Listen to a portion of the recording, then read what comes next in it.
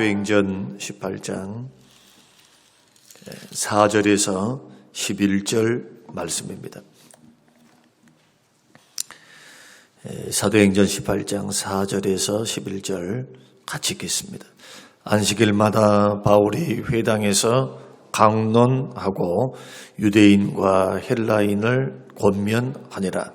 실라와 디모데가 마게도냐로부터 내려오매 바울이 하나님의 말씀에 붙잡혀 유대인들에게 예수는 그리스도라 밝히 증언하니 그들이 대적하여 비방하거늘 바울이 옷을 털면서 이르되 너희 피가 너희 머리로 돌아갈 것이요 나는 깨끗하니라. 이후에는 이방인에게로 가리라 하고 거기서 옮겨 하나님을 경외하는 디도 유스도라 하는 사람의 집에 들어가니 그 집은 회당 옆이라. 또 회당장 그리스도보가 온 집과 더불어 주를 믿으며 수많은 고린도 사람도 듣고 믿어 세례를 받더라.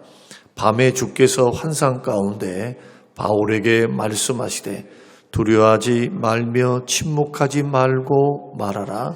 내가 너와 함께 있음에 어떤 사람도 너를 대적하여 해롭게 할 자가 없을 것이니 이는 이 성중에 내 백성이 많음이나 하시더라. 1년 6개월을 머물며 그들 가운데서 하나님의 말씀을 가르치니라. 아멘. 아멘. 오늘 본문의 말씀을 통해서 교회를 세우기 위한 요소에 대해서 우리 이틀에 걸쳐서 하나님 말씀을 나누려고 합니다.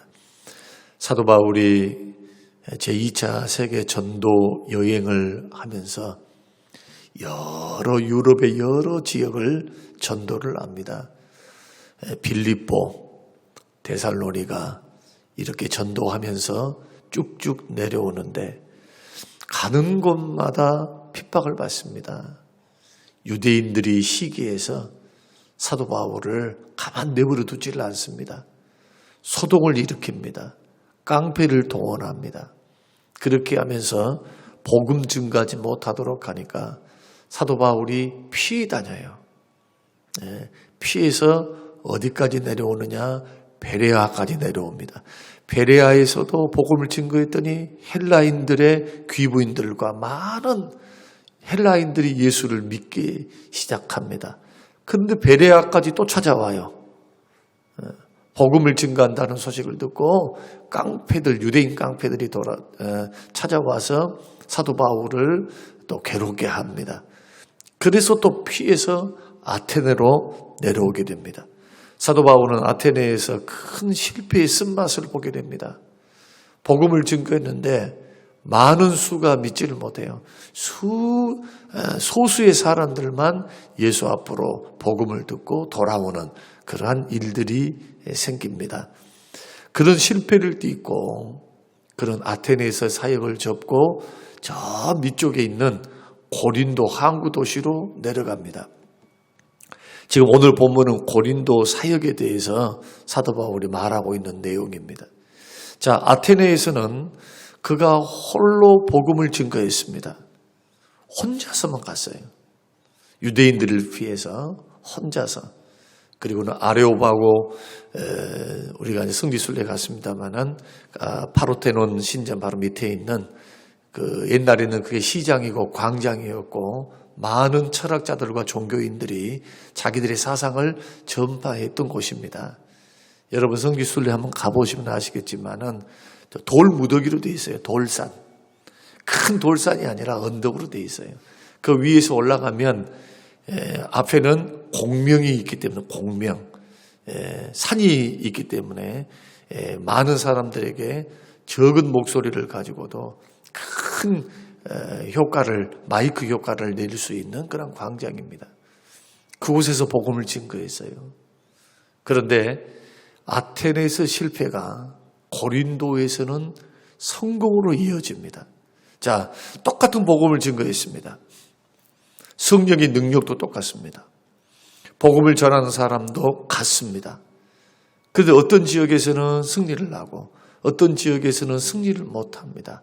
도대체 무슨 이유일까요? 사람이 많은 곳에서 복음을 증거했어요. 똑같이. 그런데 하나님의 교회를 세워가는, 또 하나님의 교회가 승리할 수 있기 위해서는 반드시 조건이 필요하다는 거예요. 하나님의 일하심도 분명히 역사하셔야 되고 우리 편에서도 조건이 갖춰야 돼야 되는데, 첫 번째가 뭐냐? 비전을 같이 하는 동역자가 있어야 됩니다. 아테네에서 실패의 원인은 두 가지입니다. 하나는 혼자서 사명을 감당해요. 얼마나 김이 빠지겠어요. 복음을 증거했는데 사람들이 무시합니다. 뭐 새로운 것 들어보자 해서 새로운 학설이다, 새로운 사상이다 해서 듣기는 들었는데 사람들이 뭐 죽은 자가 부활해, 뭐 웃기네, 뭐 이런 식이죠. 그리고 미지의 신, 너희들이 지금 알지 못하는 신에게 경배한다, 그분이 바로 하나님이다 하면서 그 하나님은 어떤 하나님인가에 대해서 쭉 설명했음에도 불구하고 철학을 숭상했던 그들, 새로운 것을 듣기를 원했던 그들에게는 처음에 이 복음은 듣기에 새로운 것이니까 혹했어요. 그러나 지식을 따르는 사람의 특징이 뭡니까? 논리가 아니면, 합리적이지 않으면 안 믿을라 해요. 합리적이지 않으면. 그래서 철학적입니다. 아테네 사람들이, 그리스 아테네 철학의 발상지죠. 그런 실패를 맛봅니다. 혼자 했기 때문에. 근데 고린도에서는요, 놀랍게도 동역자들이 4명입니다. 첫째가 브리스길라와 아굴라입니다. 브리스길라와 아굴라는 1절, 2절, 3절 말씀 보면은 로마의 유대인 추방령의 AD 49년인데 그 황제가 추방시켜버립니다. 어떤 사건에 의해서. 남자들은 다 떠나라. 유대 남자들은 다 떠나야 했습니다. 재산도 다, 집도 놔두고 떠나야 했습니다. 그 기간이 5년이에요, 5년. AD 54년까지.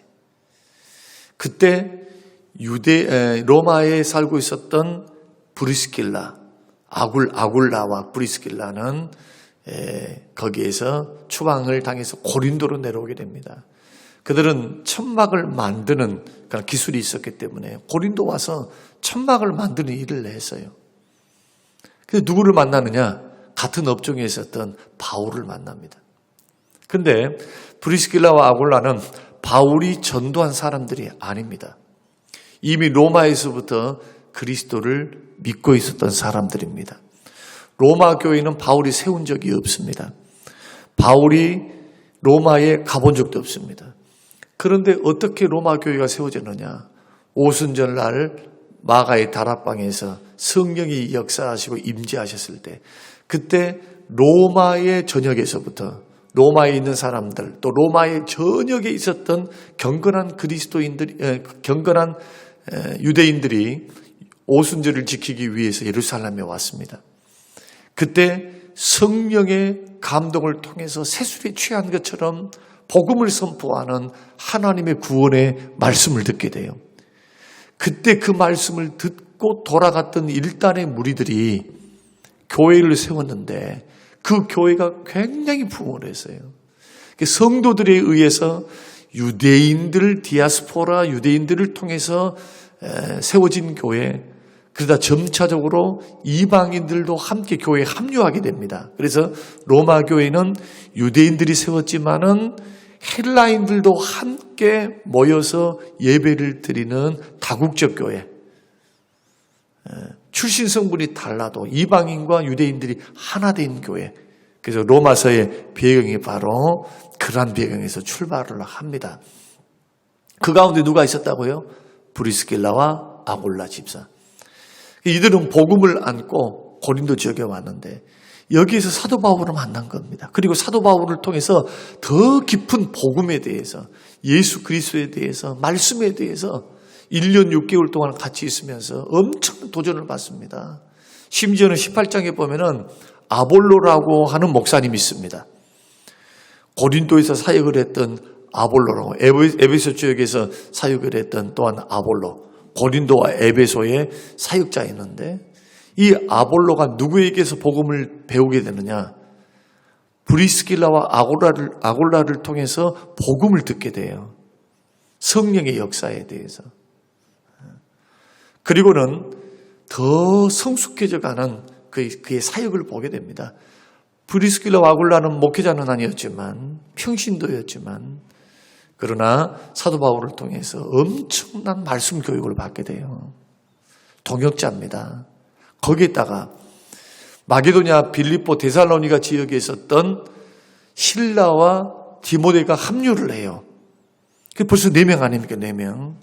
그 4명이서 고린도 지역을 증거를 복음을 전도하고요. 그 다음에 디도, 유스도, 그 다음에 그리스도보, 회당장 그리스도보까지 예수를 믿게 됩니다.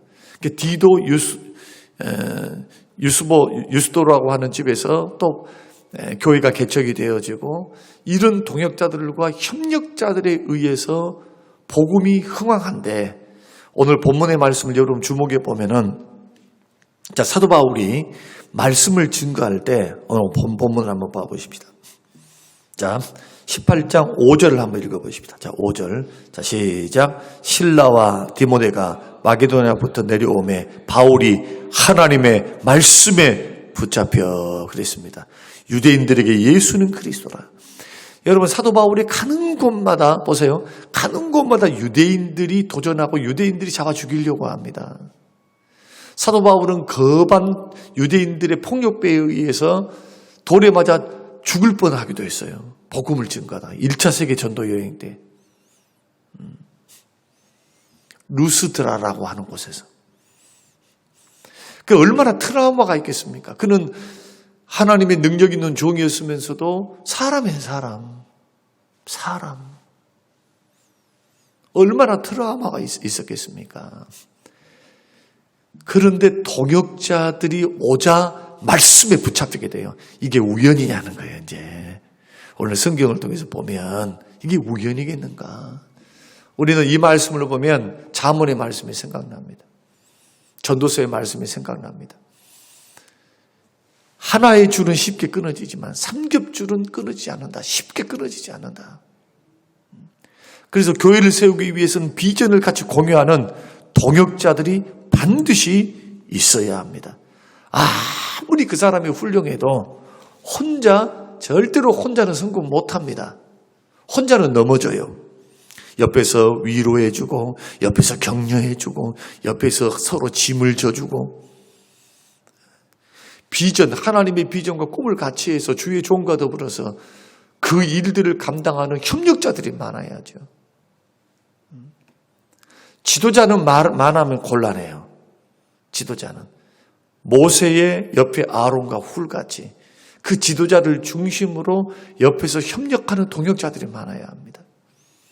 예수님도 주의 일을 할 때 여러분 사복음서를 읽어보십시오. 예수님을 따라다녔던 여인들이 있습니다. 은혜 받았던 여인, 병 고침 받았던 여인, 복음을 듣고 깨달아서 구원받았던 여인들. 그런데 성경은 뭐라고 말씀하느냐? 그들이 자기 재산을 가지고 자기 재물을 가지고 섬겨요. 밥을 해드려, 옷을 지어드리고요. 예수님 사역 옆에는 12제자들도 있었는데 주께서 사복음서에 보면은 12제자들을 세우신 이유가 있습니다. 이유가 2가지예요. 목적이 2가지. 왜 12제자들을 세우는가? 첫째는 함께 있고 예수님과 함께 있으려고 12명을 선택하셨어요. 그리고 전도의 일을 하게 하기 위해서 예수님도 12명의 제자들을 세우신 목적은 함께 있기를 원하셨어요.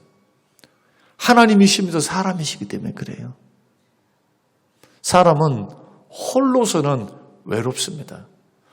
잘못 판단할 수 있어요. 힘이 빠져요. 여러분, 교회를 세우고 복음을 전하는 비전, 여러분 그 일들을 하기 위해서는 반드시 동역자들이 필요하다. 그래서 하나님께서 허락하신 만남을 의미 있게 생각해야 된다. 우리의 만남 우연이 아니거든요. 여러분이 만약에 성림교회에 들어오셨다면 여러분이 있는 그 자리에서 목사님을 중심으로, 당회를 중심으로 비전을 세워가는 데 있어서 여러분 기도의 동역자, 또한 봉사의 동역자, 물질의 동역자로 여러분 서 있게 되시기를 주님의 이름으로 축원합니다. 그래서 여러분들을 중심으로 해서 만남을 소중히 이야기하는 거예요. 특히 신앙생활에서 교회는 교회를 세우고 몸된 교회잖아요. 그리스도의 몸입니다. 이 교회 공동체는 절대로 이익 공동체가 아닙니다. 섬기는 공동체예요. 거룩한 공동체예요. 세상과 구별돼야 되고 하나님의 영광을 드러내야 되고 구원받는 죄인들이 돌아와서 예수 믿고 의인이 되는 곳이고, 교회는 의인들이 모이는 곳이 아닙니다. 죄인들을 위해서 필요한 교회입니다. 부족한 분들이 오셔서 성령의 은혜를 받고 말씀의 가르침을 받고 예수의 은혜를 받아서 점점 변해져 새롭게 되는 것이 교회죠. 교회를, 완벽한 교회를 찾으려고 하면은 그 사람이 잘못된 거예요. 완벽한 교회는 없어요. 교회는 죄인들이 많아야 정상이에요. 그래야 회개하고 그 사람들이 복음을 듣고 간증이 되죠. 하나님께 영광이 되고. 이런 교회를 다녀야 돼요. 이런 교회. 말씀이 분명한, 하나님 말씀이 분명히 바르게 선포된, 성경대로 선포된 교회. 그러면서도 죄인들이 돌아오는 교회. 죄인들을 환영하는 교회. 약하고 허물 있는 사람들을 품어주는 교회 말이에요. 품어주는 교회. 이게 사랑이 있는 교회, 예수 닮은 교회 아닙니까?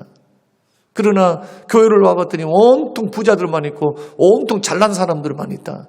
고민해 봐야 돼요. 정말로 주님이 그런 형식적인 어떤 이익 공동체로서 교회를 세우는가? 자기들끼리만 똘똘 뭉쳐 있어가지고 자기들만 좋대. 결코 바람직하지 못합니다. 복음 증거에서 죄인이 들어와야 돼요. 연약한 무릎을 이렇게 세워야 돼요. 믿음이 강한 사람들이, 믿음이 약한 사람들의 믿음을 담당해 줘야 돼요. 심지어 갈라디아서 6장 1절과 2절을 보면은 드러난 죄, 교회 다니면서 사람이 죄가 드러날 수가 있어요. 죄 지을 수 있어요. 죄 지을 수 있어요. 그럴 때도 온유함으로 그들을 이끌어줘야 돼요. 그들의 죄를, 약함을 담당해줘야죠. 허물을 덮어주면서, 사랑은 허다한 허물을 덮으니까. 그러면서 자기 자신은 너도 시험에 들어 죄에 빠질까 너는 깨어있으라고 말씀하죠. 네 자신을 살피라고 말씀을 해요. 치유하는 것. 그러나 그 죄가 드러났음에도 회개하지 않을 때는 세리와 바리새인처럼 여기라. 세리처럼 여기라. 그런 하나님의 말씀의 원리를 따라서 교회를 세워가는데 혼자서 해봐봐요. 혼자서. 봉사도 혼자서 한번 해봐봐요. 힘든 거예요. 그러니까 오늘 교회를 세우기 위해서는 여러분 성도님들, 이 설교를 듣고 있는 모든 성도님들이 생각하기를 여러분들이 어떤 회의 지도자다 하면은 협력자들, 주변에 있는 분들에게 요청하셔서 그들과 더불어서 함께 주의 일을 하도록 여러분도 리더십을 발휘해야 되고, 여러분들이 누군가의 리더십 안에 있다 하면은 내가 어떻게 동역자가 될 것인가, 어떻게 지도자를 중심으로 하나 되어서 우리 기관을 세우고, 결국 기관들을 세우는 것은 몸된 교회를 세워가는 것이니까 주의 교회를 세울 것인가, 이제는 혼자 있지 말고 누군가의 도움이 되시기를 주의 이름으로 축원합니다. 누군가의 동역자가 되시라 이거예요. 하다못해 새벽을 깨워서 기도하여 기도. 목사님한테 뭐 못 갖다 줘도, 갖다 주지 못해도 엎드려서 함께 기도로 하늘 보좌에 계시는 우리 주님께 기도해 주는 기도의 동역자. 두 번째는 물질적인 후원이 필요합니다. 실라와 디모데가 마게도냐로부터 왔습니다. 어디서부터 왔을까요? 빌립보에서부터 왔습니다. 디모데는 빌립보에서부터 고린도까지 찾아오게 돼요. 사도 바울이 요청을 했습니다. 바울과 실라 오게 해달라고. 아테네에서부터 그 이야기를 했습니다. 소식을 넣어서. 빌립보 교회는 어떤 교회인가? 여러분 빌립보 교회, 빌립보서를 한번 읽어보십시오. 사도 바울 사역의 초창기 때부터, 교회가 세워진 초창기 때부터 감옥에 갇혀, 로마의 감옥에 갇히는 그 30년의 기간, 사도 바울이 복음을 증거해서 복음을 증거했을 때 그 나이를 성경학자들은 33세 정도로 봅니다. 1차 세계 전도 여행을 떠날 때 그때 그 나이를 33세 정도로 추정을 해요. 사도 바울이 순교했을 때를 약 65세로 그렇게 추정을 합니다. 그 기간 동안에 처음부터 마지막까지 물질로 후원했던 교회가 빌립보 교회예요. 그리고 그 사도 바울이 개척했던 교회는 왜 이렇게 인연이 닿았는가, 소위 말해서 이렇게 소식이 닿았는가. 자기가 세웠던 디도, 힐라, 또 디모데 이런 사역자들이 그곳에 순회하면서 사도 바울이 없을 때는 거기에 동역자가 되어서 목회자가 되어서 목회를 감당했습니다.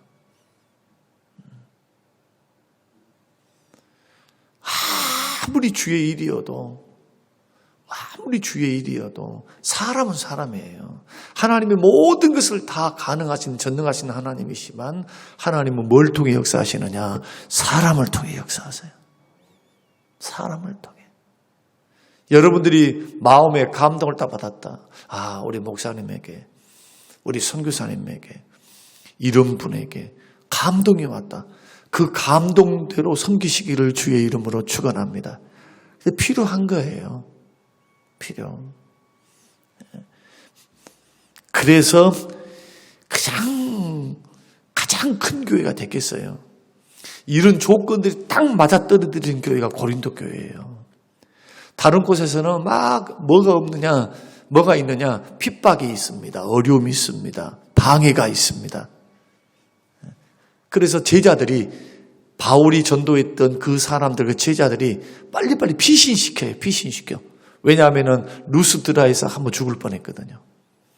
그러니까 복음을 들었던 그 수많은 사람들이 이 소동이, 이 혼란함이 위중함인 줄 알고 피신시켜서 가는 곳마다 복음을 증거하는 겁니다. 이것도 역설적인 하나님의 방법 아닙니까? 피신했는데 교회를 세우는 거예요. 피신했는데 교회를 세워요.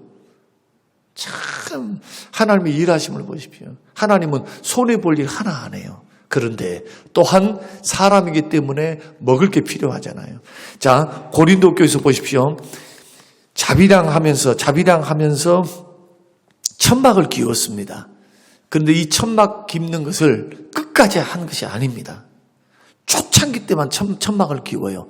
그리고 디모데가 와서 물질 후원을 받고 전폭적으로 가르치는 사역을 합니다. 그래서 오늘 본문 읽었습니다마는 그리스도보도 듣고 믿어 세례를 받았다. 온 집안 회당장 8절이죠. 이런 역사를 통해서 고린도 교회는 폭발적으로 부흥을 하게 됩니다.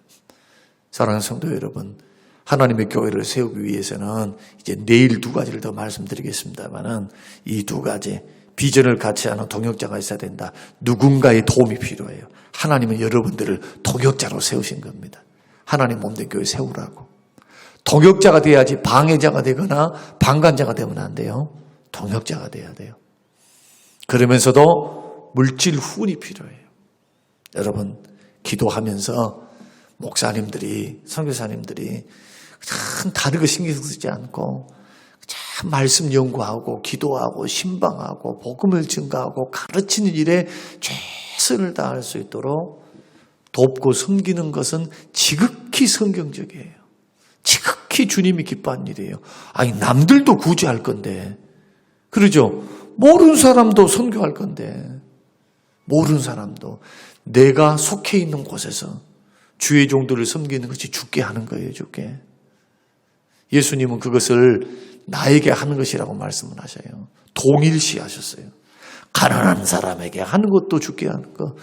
주의 종들은 그것을 가지고 막 이제 바깥으로 나돌아다니면 큰일이죠. 주시는 그 은혜가 큰 것만큼 책임이 크겠죠, 책임이. 교회를 위해서, 몸된 교회를 위해서 헌신해야 돼요. 이것이 우리들의 사명이 돼야 된다. 주의 종은 은혜 받은 것만큼 책임이 있고 성도들은 감동 주시면 어떻게 내가 도울고 내가 어떻게 그래서 말로만 하지 말고 마음으로만 하지 말고 물심양면으로 주신 은혜를 내가 받았다면 주님으로 축복을 받았다면 그것을 흘려보낼 때 그 명단에 누구도 있어야 된다? 주의 종들도 있어야 된다. 선교사님도 있어야 되고 이것을 여러분들 기억하시면서 오늘 몸된 교회를 세워가는 우리 지혜로운 성경적인 하나님의 사람들이 모두가 되시기를 주님의 이름으로 축원합니다. 고마우신 하나님, 주시는 귀한 말씀을 듣고 우리가 어떻게 주의 몸된 교회를 세워가야 하는지 사도 바울이 고린도 사역을 점검하면서 깨닫게 하심을 감사합니다. 하나님, 우리 교회가 어느 한편으로 치우치지 않게 하셔서 주님 조화와 균형을 이루는 교회가 되게 하시되 말씀의 가르침을 받고 그 말씀의 깊은 깨달음 속에서 순종함으로 몸된 교회가 든든히 세워져 가고 우리 모두가 교회를 세우는 동역자들이 되게 하옵소서. 거기에 하나님이 주시는 놀라운 상급과 축복이 임하도록 주여 복을 주시옵소서. 감사드리며 예수님 이름으로 기도합니다. 아멘.